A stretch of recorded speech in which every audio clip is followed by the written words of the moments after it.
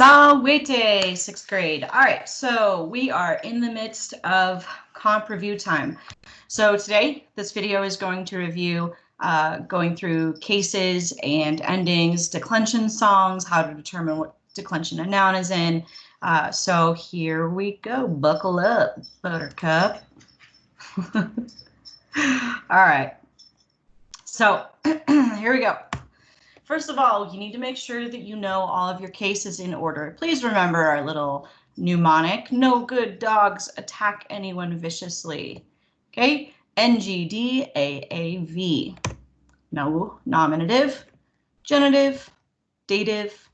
Now, two T's, I like to remember that TT equals CC, so we get accusative, ablative, and vocative. So nominative, genitive, dative, accusative, ablative, vocative. And there is a 7th case called locative, which you will learn with me if you stick around in Latin.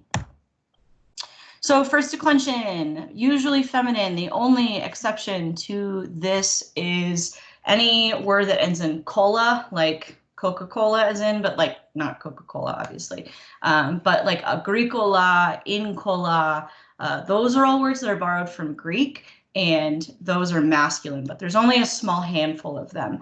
Other than that, names of trees look feminine but are masculine. But okay, so really the fact is it's usually feminine. So our first declension song goes I, arum isasis. Okay, so we don't sing the nominative or the vocative endings down here. Why? Well, because vocative looks like nominative in the second declension, absolutely. So why sing the endings? As long as we know the nominative endings, we know what the vocatives are. So arum isasis. Second declension can be masculine or neuter. First, I'm going to sing the declension, and then we're going to look at, oh, by the way, things that I'm not singing or that aren't included in the songs are going to be blue so that you don't confuse them. So second declension goes to Twinkle Twinkle. So us, e, o, and a, eorum, isosis. So we do sing the vocative down here because the second declension is one of the only places where we actually do see the vocative change from nominative to vocative. Now, this only occurs with us nouns. Okay, there are some endings in here that we haven't talked about, so let's look at those. Okay, so first of all, your nominative can be us, but sometimes it can be air. Well, when will it be air? Well, we have how many of them?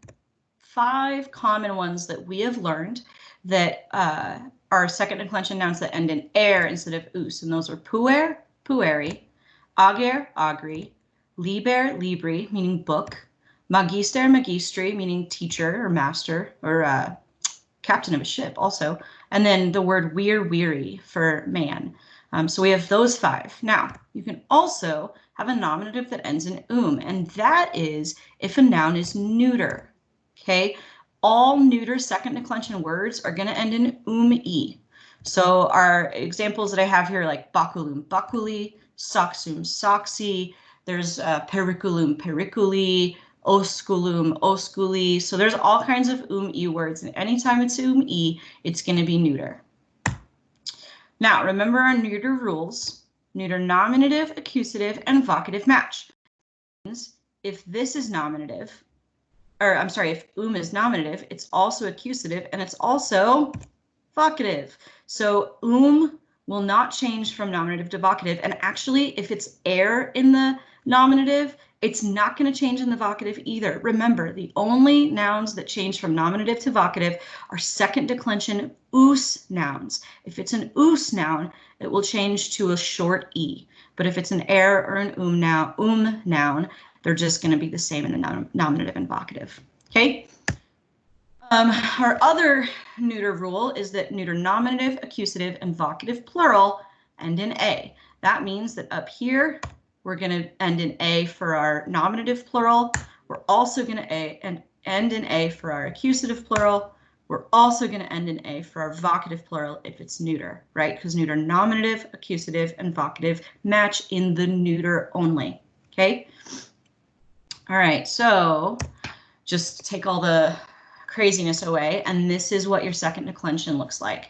Us, er, in the nominative, e, o, o. Us turns to a, but er and will stay. Ooh, that rhymes. That's pleasant. Us turns to a, but er and will stay. Huh, I like that.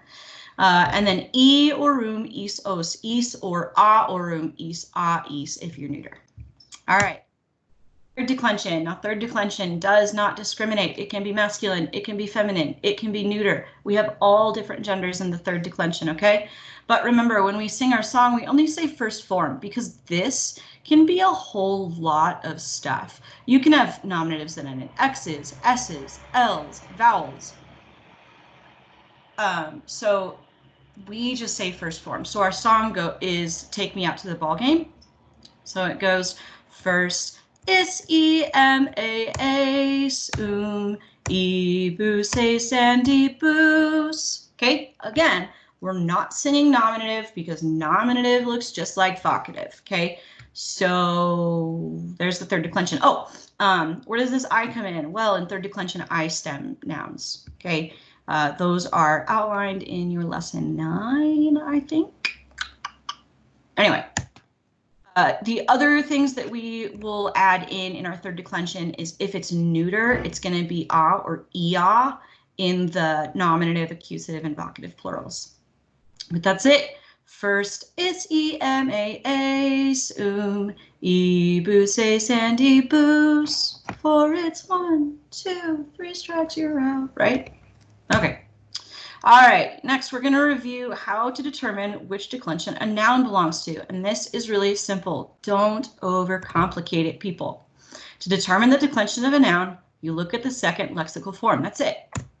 If it's a first declension noun, your second lexical form is going to end in A-E. So any I words like, A-E. Okay, this is really the second, or really the form that we're looking at. Now, your noun in the first declension is always going to be I, but really it's the second form that tells us the declension, like silwa, silwai, porta, portai, philia, philii, wia, wiai, flamma, flammai, aqua, aquae. Okay, those are all first declension nouns, and we can tell because their second forms all end in AE, no matter how you write it, whether it has a hyphen or not, no matter how you write it, all of these second forms end in AE.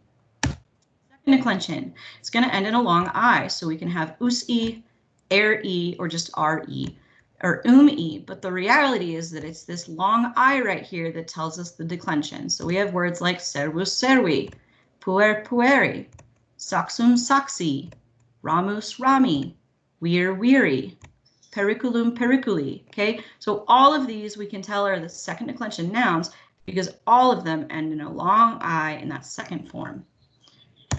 The third declension, this is where it gets super important to pay attention to your second form because sometimes you can have nouns that look like they're these other declensions, but they're not. You have to look at the second form. Well, remember, our nominative can be a bunch of weird stuff, okay? And we're going to look at a bunch of examples right here. So our nominative, who the heck knows what that's going to be, but our genitive will always end in is if it's a third declension noun. So examples are going to be like vox vocis, corpus corporis. So corpus corporis looks like it's second declension, but it's not. You see the second form ends in is. It doesn't end in a long I. That's what I'm talking about when I say it's so important to look at the second form, because if you just looked at the first, you might think, oh, that's a second declension noun.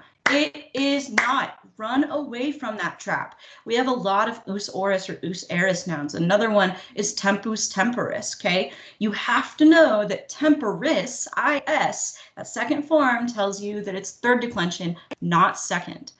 Calpo calponis, nubes nubis, animal animalis, os oris. Those are all third declension nouns. And look, their nominatives all look different. This ends in an X, this is us, this is O, this is ace, this is al, this is os. Like all of these look different, but it's the second form that tells us what declension the noun belongs to. Does that make sense? Hopefully.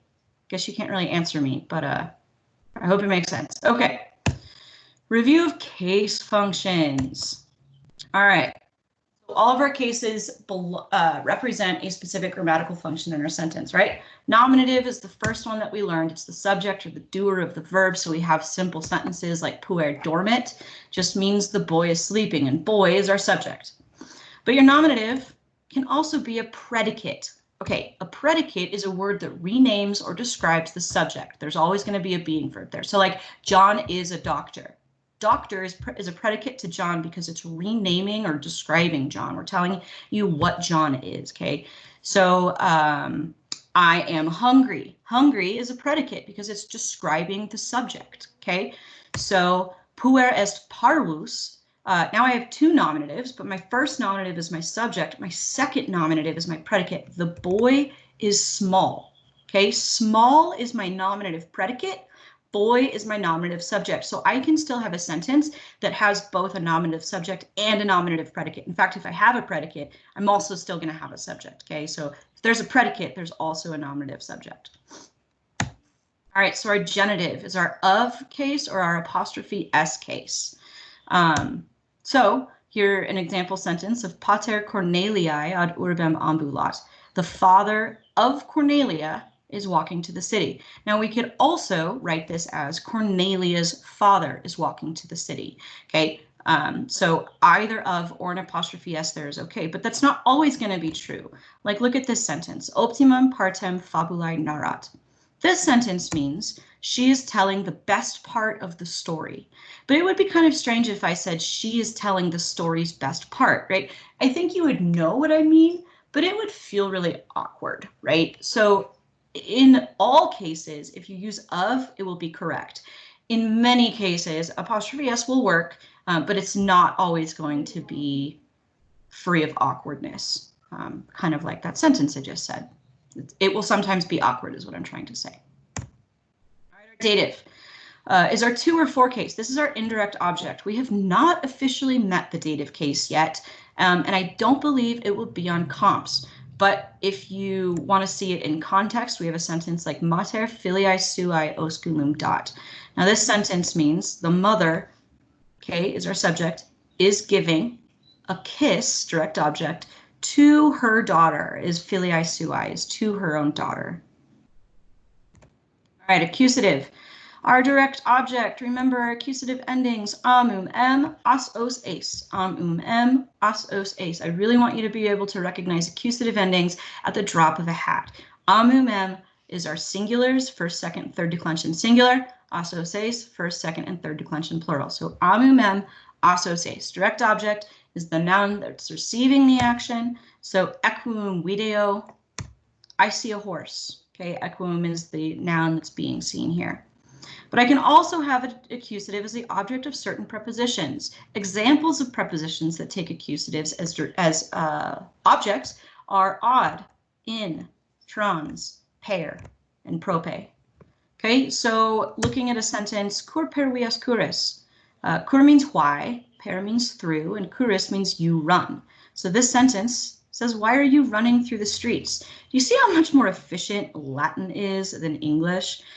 So why are you running through the streets? Vias is accusative, but here it's not accusative because it's a direct object. It's accusative because it's the object of my preposition per. Okay, so I can also, just like I had a sentence with two nominatives, I can have a sentence with two accusatives. And in this case, we have two accusatives that are two different grammatical functions. Equum is our direct object, whereas agrum is the object of the preposition in. So we have two accusatives, and each accusative has a different function, and that is okay.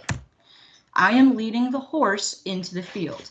The horse is my direct object, and into the field is my prepositional phrase. So I am leading the horse into the field. Ablative. The ablative actually has, like, I don't know, 25 functions. And they're called like ablative of means, ablative of manner, ablative of time within which, ablative of price, ablative of description. Like there's all kinds of ablatives, but right now the only ablative function we've learned, thank goodness, is the object of certain prepositions. Now prepositions that take ablatives are prepositions like in, sub, ex and a, ab and a.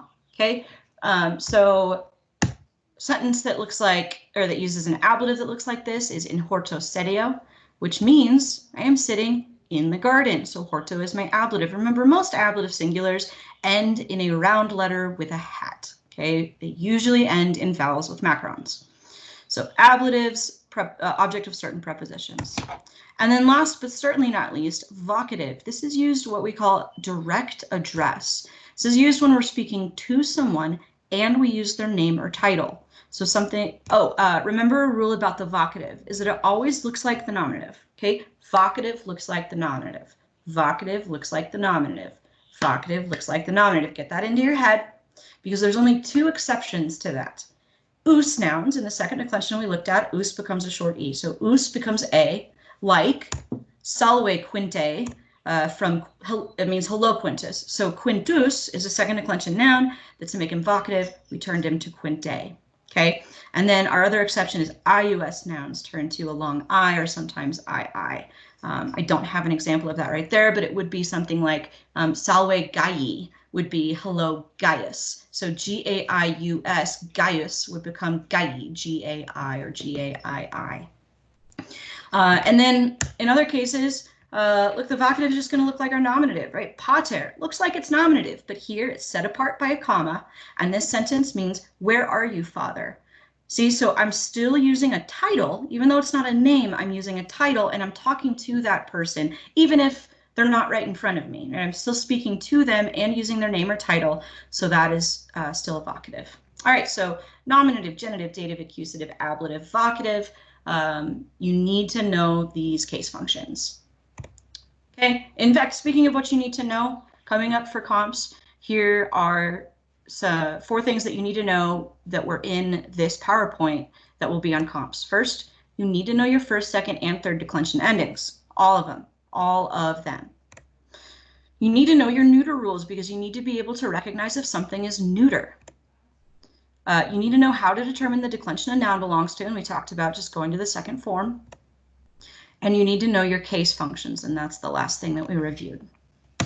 Okay, and that concludes our review lesson on declensions and case endings. So make sure that if you don't know this information, this is your part of your review week. Spend time learning the things that you haven't committed to memory yet, okay? Other than that, I would say keep safe and healthy. Miss you guys. Talk to you soon.